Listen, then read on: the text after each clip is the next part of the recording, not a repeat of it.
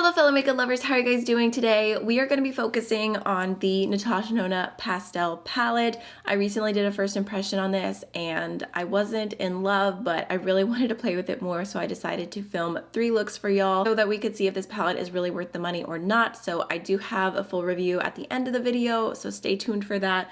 Don't mind this shadow, I literally just broke it. I don't know what's wrong with me. But if you want to see all my thoughts, let's just go ahead and jump on in. And I already primed my eyes with the Anastasia eye primer. And this look is just going to be so simple, so easy to do. I'm going to start off with this light pastel blue right here called Airy. So I kind of just packed that on the side of the brush. And I'm going to start off on the inner half of my eye. Just kind of patting it down. And then whatever's left over on the brush, I'm going to blend into the crease. Kind of feathering it out this way so it'll blend into the next shade. But like I said, I mean, just gonna be super, super easy. Just packing it on a little bit more. If you went in with a white eyeshadow primer, it would probably be a little bit brighter. But for me, that is plenty bright enough.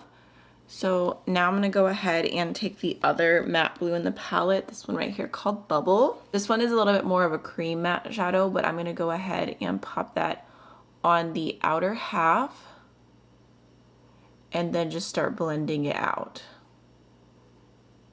This one, because it's more of a cream, you have to push it into the skin a bit more. And you can see I did get a little bit of fallout, but just going to go in with a second layer. And then again, just kind of blending it out. Alrighty, so there's what it looks like all built up. Again, like I said, just super, super simple. And I mean, I guess I could technically go back into the first blue and add a little bit more,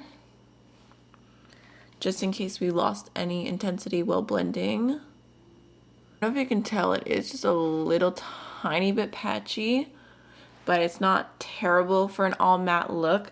So now I'm gonna take a pencil brush, starting off with the darker blue that we went in with, just kind of lining it up, matching the outer corner to the lower lash line. All right, now I'm taking the first matte blue, again matching what's happening on the lid, just gonna pop that on the inner half of the lower lash line. So now for my inner corner, I'm gonna go into the Matte Mint Brisk.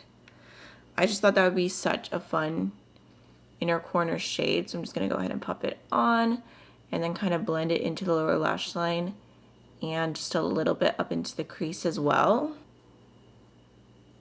Alright y'all, so that is a quick all matte look with this palette. I'm going to go ahead and add in the LA Girl powder blue eyeliner into my waterline because it definitely goes along perfectly with this look.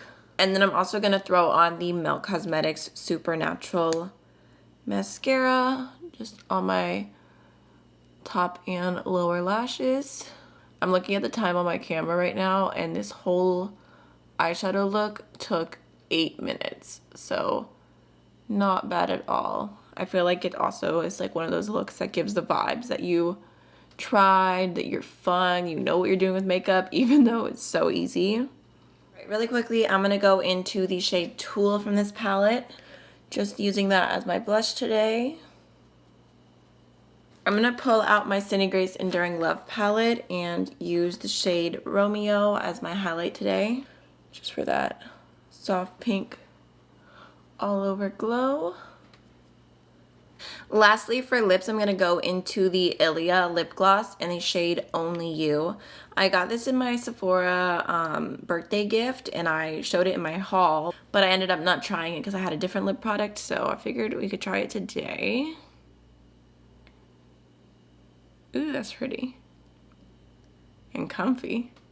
I feel like it's less pink than I thought it was going to be on my lips. And I like it. So this is the finished first look. I would say overall it wasn't perfect because trying to blend the blue on the outer V, it didn't want to pack on as well. It was a little bit more messy. And then I also have just a bit of patchiness from the matte blue on the inner part of the lid on this side, a little bit more than this side. Overall, I think it's cute. It was pretty quick and easy to do. I'd probably give this look like maybe like a C+, maybe a B- if I'm feeling generous, because I really do like the way that the mint looks on the inner corner. So now let's go ahead and jump on into the second look. Also jumping into the second look, today we're gonna go ahead and play with some of the warm tones. So I'm forcing myself to finally use this shade, which I just don't really love the look of, especially in this palette. But we're gonna see if we can make it work today. So I'm gonna go ahead and start off with the peachy tone right here called Bellini. And I'm just gonna start off by packing that through my entire crease, just kind of placing the color down first, just so we can get the most pigmentation possible out of this shade. I know it looks a little ridiculous right now, but then just gonna go ahead and blend out above that. Okay, so that's about all I really want to do with the peach. Now we're gonna go ahead and go into that shimmer Starlit. Honestly, I think I'm just gonna use my finger because that feels easiest. And I'm gonna pop that on the outer half of my lid. Okay, that actually looks super pink on top of Bellini. I'm just gonna go ahead and kind of blend it inwards and upwards. Okay, oh no. Okay, I'm making a little bit of a mess, but it is what it is. Now I'm gonna go into the Pink Metallic Dainty. Just gonna pick that up on my finger as well. I really, really like this one. I think it's just such a pretty shade, and I'm gonna pop that on the inner half.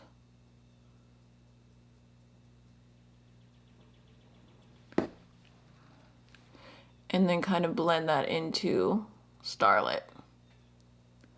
Actually, I mean, it is a little messy, but that's really pretty. I like it more than I thought I was going to. I think part of it is because I think Starlit looks prettier on the eyes than I expected. And then quickly, I'm just gonna go over the crease with my blending brush. For the lower lash line, I'm grabbing the shade Starlit on a pencil brush, and I'm just going to pack that along, I would say about like almost the entire lash line, just leaving a little bit of space open. All right, so with the little tiny bit of space that's open, I kind of wanted to take just a little bit of Limoncello and just pop that right here, just for a little something different. And on the inner corner, I'm gonna go into the shade Illusion. Just gonna put that right here. Kind of adding just like a little pop of pink. I did get a ton of fallout though from the shade Starlight, just so you guys know. I think for my waterline for this look, I'm gonna go into the Linda Hallberg Likeable Mood Pencil. It's just a super bright orange. And then I'm gonna go into the Thrive Cosmetics Liquid Lash Extensions mascara. Try not to make too much of a mess. I'm looking at the time again, just in case you guys are curious. This look took me 9 minutes to do. So again, super quick and easy. Only thing is I did end up with gold sparkles all over my face. All right, so for blush for this look, I pulled Bellini out of the palette just so I could use it a little bit easier, and we can get like a nice peachy moment. And then I'm gonna go into the shade Illusion with my little highlight brush. And we're just gonna throw a bit of that on top. Lastly, I'm gonna go into the Pat McGrath lipstick in the shade Negligee. I feel like this is like a neutral kind of pinky peach moment that would look cute with this look. All right, y'all, so this is the second look finished. I do really like how it turned out. I feel like it is like a cute, warm, pastel look. I still don't know that the quality is up to par with what I would expect from Natasha Denona, but I do like the look. So now let's go ahead and jump on into the next one. I want to go ahead and play with the shade Bora today, just because the first time I used that, I felt like it was kind of a dud. It's one of those like cream to powder formulas, but I felt like I just couldn't get the pigmentation down on my eye. So we're gonna focus on the purples, and I'm gonna start off with Bora just to see what we can do with it. I think I'm actually gonna grab that on like a dense flat shader brush just to pack it on, and then we can try and blend it out. Okay, so just starting that off on the outer V. I mean, it does look like it's picking up a little bit better right away. It's funny because I feel like this formula from Natasha Denona is normally so pigmented, so easy to work with. Like some of these in the Metropolis palette are so pigmented, but this one is just a little bit funky. All right, I'm just kind of going up with that same brush and blending a little bit. And like, I think it looks okay, but just not amazing. Okay, it actually is blending a little bit easier on this side, but it's just so light. And I'm packing it on, but that's as much as we're getting out of it. So I'm kind of just gonna leave it at that. Okay, now for my crease, I'm gonna go ahead and take the light purple feather, and I'm just gonna run that through my entire crease. And then just lightly also use it to buff out the other purple. It's kind of funny that there's just not that much difference between the two purples on my eye. Like the one here is just a little tiny bit lighter, but in the palette, they look so different from one another. For my lower lash line, I'm gonna keep it really simple. I'm just gonna take this purple blue duochrome duet and just line that along the entire lower lash line. That shade is pretty. It's not the most impactful ever, but it looks nice along the lower lash line. I'm kind of torn because part of me wants to do this shade Airy on the inner corner and do like a little pop of pastel blue there. I feel like I should do it. Just picking that up with a BK Beauty 207 and just lightly kind of packing it on and blending it out. I really liked the way this looked with the mint, but I'm feeling like this looks not as good. I mean, it's kind of cute, but I'm not sure. Maybe once we have the lid shade on, I'll feel better. Okay, I'm just taking it up into my crease a little bit too. Kind of blending right here. I also thought I would go ahead and try the shimmers wet today just to give them another go because I haven't done that yet. So I'm gonna start off with this pink right here called Dainty. Probably one of the shades I like most in the palette, but I'm just gonna go ahead and spray that. And I'm gonna pop that on the outer, like 2/3. I mean, the gold glitter in that one is super, super pretty. I feel like it's actually applying a little bit more sheer and a little bit more sparkly. I think when I used my finger, it just looked more opaquely pink. Wiping that off, and then on the inner portion of the lid, I'm gonna go into the shade Illusion. Again, I'm just gonna spray my brush just to see how it goes. Just popping that right here. Oh, okay, I mean, that looks pretty. It definitely made it more opaque. You can tell it's more of a satin finish, but I think it looks nice. This is very much like a cotton candy kind of eye look, which I love. I'm gonna go ahead and grab my pencil brush as well. Just picking up a little bit more of the shade Duet, and I'm also gonna spray that just because I'm kind of curious if it'll bring out the blue. I mean, maybe just a little bit. I think that looks super cute. I'm gonna go ahead and use the Pastel Dream eyeliner from LA Girl in the shade Powder Blue through my waterline just to kind of match the pop of blue on the inner corner. Gonna throw on some mascara and I'll be right back. Okay, so for blush today, I thought I would go ahead and actually try out the light purple as blush, that shade Feather. I don't normally do a more purple toned blush, but I thought it could be kind of cute, especially because it's pretty pastel. I don't think it's gonna show up as too much. It kind of just adds like a little bit of mauviness over my bronzer. And then for highlighter, I'm gonna go into the shade Illusion. Picking up on a little bit more of a dense brush. Again, it's just like a very subtle pink glow. For lips, I'm gonna go into the BK Beauty lipstick in the shade Acceptance, which is kind of like a pinky mauve shade.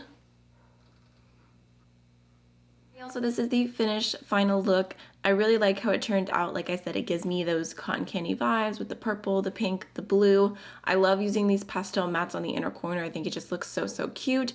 And I feel like using that cream to powder shadow, just really packing it on first, I was able to get a much better look out of it than the first time that I used it, where I was using a dense brush, but it just didn't quite want to pack on as well because it was a little bit more of a blendy brush. So I really, really like the look today. Let's go ahead and talk about my thoughts on the eyeshadow palette. I feel like as I've played with it more and more, my opinion has not changed. I think that this is a decent palette. I just don't think that it's worth the money. Like I said from my first impression, if you had $65 to splurge on pastel eyeshadows, this isn't what I would recommend. And I know I had some people commenting like it's a little bit more subtle, it's a little bit more for like the everyday makeup user. And I get that. I get that some people don't want super intense eye looks, but I will say that I also just don't feel like this is the most easy to use palette either. Some of the mattes do blend easily, and then other ones, like I feel like this blue and this purple were just giving me a little bit of trouble. I also feel like this yellow here did not want to come off at all. Like it was just super hard to use.